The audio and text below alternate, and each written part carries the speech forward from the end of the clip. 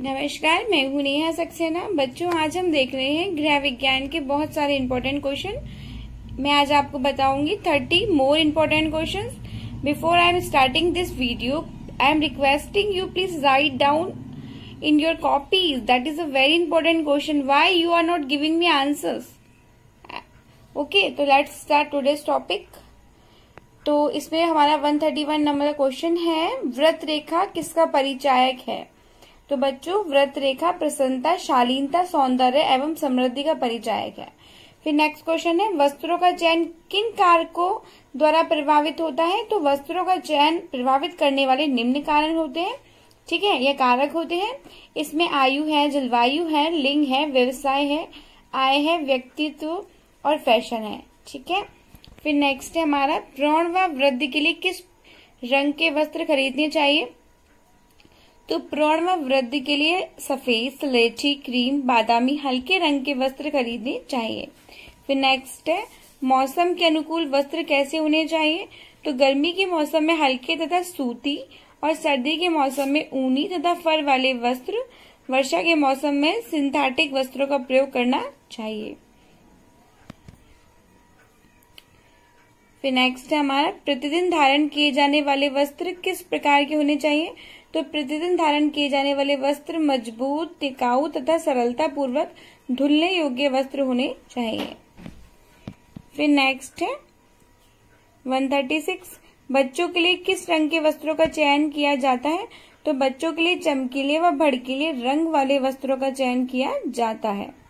फिर नेक्स्ट है हमारा क्वेश्चन, प्रत्येक व्यक्ति के व्यवसाय की पहचान वस्त्रों द्वारा किस प्रकार होती है? तो बच्चों, वस्त्रों के रूप में जो आप पहनते हैं व्यवसाय, उनको अपन पता कर सकते हैं, जैसे कि वस्त्रों का रूप क्या है तथा पहनने का उनका ढंग क्या है, वो व्यक्ति के व्यवसाय को दर्शाता है। जैसे कि एक शिक्षिका की साड़ी है या वकील का कोट है, तो आपको पता चल जाता है कि ये कौन से व्यवसाय से संबंधित है। फिर नेक्स्ट क्वेश्चन है हमारा, फ्लाई व्हील का क्या कार्य है? सबसे इम्पोर्टेंट बात यह है कि फ्लाई व्हील एक सिलाई की मशीन जो होती है उसका एक पार्ट होता है। यह एक गोल पहिया होता है जिसे घुमाने पर मशीन चलती है। जब वह आगे की ओर घूमता है तभी मशीन चलती है और सिलाई कर पाना संभव हो पाता है। फिर नेक्स्ट क्वेश्चन है हमारा, फैशन मेकर क्या है? ये इस बार का बहुत इंपॉर्टेंट क्वेश्चन बनता है। सिलाई के विशिष्ट कार्य जैसे कि सज्जा, टाके, बटन लगाना, काज बनाना आदि के लिए एक विशिष्ट मशीन का उपयोग होता है जिसे अपन फैशन मेकर के नाम से जाना जाता है। ठीक है, ड्राफ्टिंग कागज कैसा होता है? तो कागज के बड़े पैटर्न बनाने के लिए खाकी या सफेद रंग के कागज उपलब्ध होते हैं। ये बड़े नाप के आसानी से मिल जाते हैं, इन्हें ड्राफ्टिंग कागज कहते हैं। ठीक है, फिर नेक्स्ट है हमारा, पेपर पैटर्न किसे कहते हैं? कटिंग के बाद जो आकृति हमें प्राप्त होती है उसे अपन पेपर पैटर्न कहते हैं। पेन व पेंसिल की सहायता से ब्राउन पेपर पे जो वस्त्र की डिजाइन बनाई जाती है लंबाई व चौड़ाई के आधार पर, उसको अपन ड्राफ्टिंग कहते हैं। ये तो आपको पता ही है। पर ड्राफ्टिंग के बाद में अपन ने उसको काट लिया है उसी शेप में, तो अपन उसको क्या बोलेंगे? पैटर्न पेपर बोलेंगे, जिसको एज इट इज कपड़े पे रख करके वो वस्त्र बनाया जा सकता है, अर्थात वो ड्रेस बनाई जा सकती है, जो भी आप ड्रेस बनाना चाहते हैं वो। फिर नेक्स्ट क्वेश्चन है, सिलाई मशीन में प्रेशर फुट का क्या कार्य होता है? यह भी एक मशीन का पार्ट है। ये पैर की एड़ी की शक्ल की तरह होता है जिसे अपन पैर भी बोलते हैं।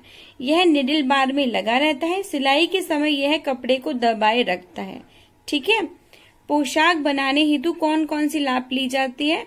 तो पोशाक बनाने हेतु, ये भी इम्पोर्टेंट क्वेश्चन है, लंबाई लेते हैं, चौड़ाई, तीरा, कमर, बाहीं की लंबाई, मोहरी की लंबाई व गले की गहराई की नाप ली जा सकती है। ओके, ली जाती है। तुरपाई किसे कहते हैं? ये भी प्रैक्टिकल क्वेश्चन है जो थ्योरी में आ सकता है।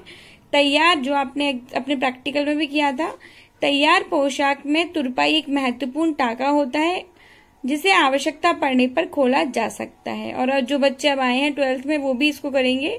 तुरपाई, कच्चा टाका, तिरपन है, ये सब। ठीक है,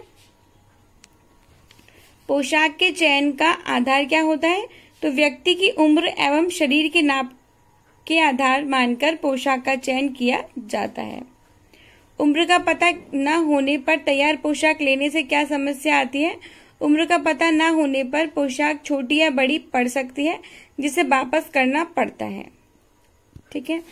फिर नेक्स्ट है, तैयार पोशाक खरीदते समय क्या जांच करना आवश्यक होता है? तो तैयार पोशाक खरीदते समय अपन को या फिर एक पोशाक खरीदते समय किन किन बातों को ध्यान रखना चाहिए, ये भी क्वेश्चन आपके आ सकता है। बात वही है, या किन किन बातों को जांचना चाहिए, वही बातें हैं।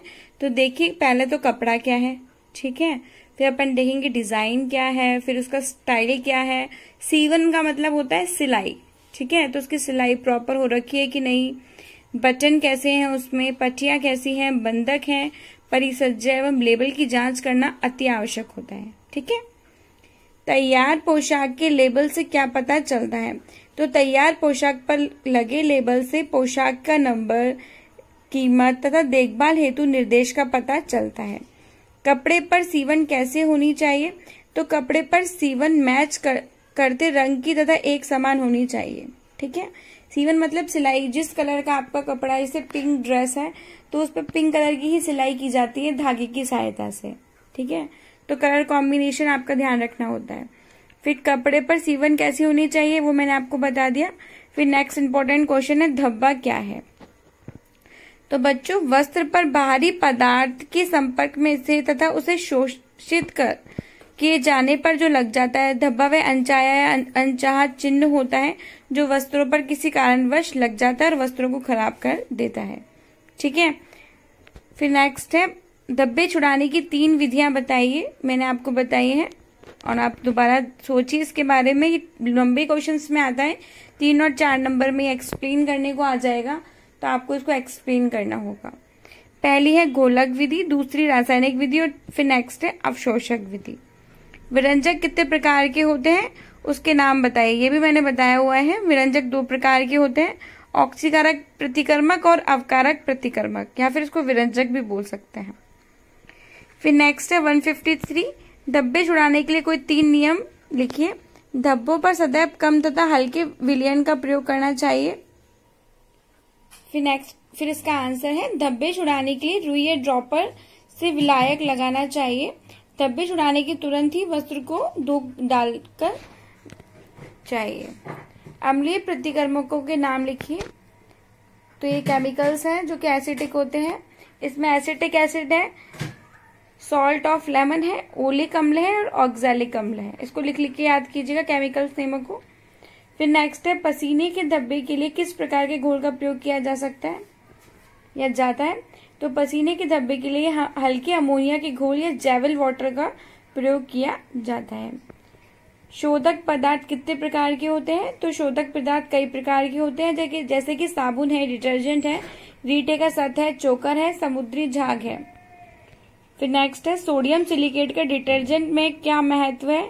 तो सोडियम सिलिकेट का उपयोग डिटर्जेंट में वॉशिंग मशीन के जो कलपुर्जों की सुरक्षा एवं धुलाई के बर्तनों की सुरक्षा करने के लिए अपन इसका प्रयोग करते हैं। ठीक है। बेसिकली डिटर्जेंट जो होता है वो वॉशिंग मशीन के जो पार्ट्स होता है और उनको प्रॉपर तरीके से रखने का काम करता है, इसलिए इसको डिटर्जेंट में डाला जाता है जब इसका निर्माण किया जाता है तब। साबुन कितने प्रकार के होते हैं? तो साबुन को मुख्यतः 2 प्रकारों में बांटा जाता है, मतलब 2 भागों में बांटा जाता है। एक होता है मृदु साबुन, मतलब सॉफ्ट है एक तो, और दूसरा होता है कठोर साबुन। मृदु साबुन वो होते हैं जिसके अंदर बच्चों अपना कास्टिक सोडा की मात्रा कम पाई जाती है, और कठोर साबुन वो होते हैं जिसमें कास्टिक सोडा की मात्रा ज्यादा पाई जाती है। फिर नेक्स्ट क्वेश्चन, डिटर्जेंट का निर्माण सर्वप्रथम कब किया गया? तो सर्वप्रथम सन 1907 में डिटर्जेंट का निर्माण किया गया। साबुन की मात्रा को बढ़ाने एवं ठोस बनाने के लिए किन पदार्थों का प्रयोग किया जाता है? तो साबुन की मात्रा को बढ़ाने एवं ठोस बनाने के लिए sodium silicate, French chalk, soap stone एवं रेजिन आदि का प्रयोग किया जाता है। तो ये थे बच्चों आज की कक्षा के 30 महत्वपूर्ण प्रश्न। आप सभी कृपया इनको उतारिए और याद कीजिए और मुझे कॉपी फटाफट चेक कराइए।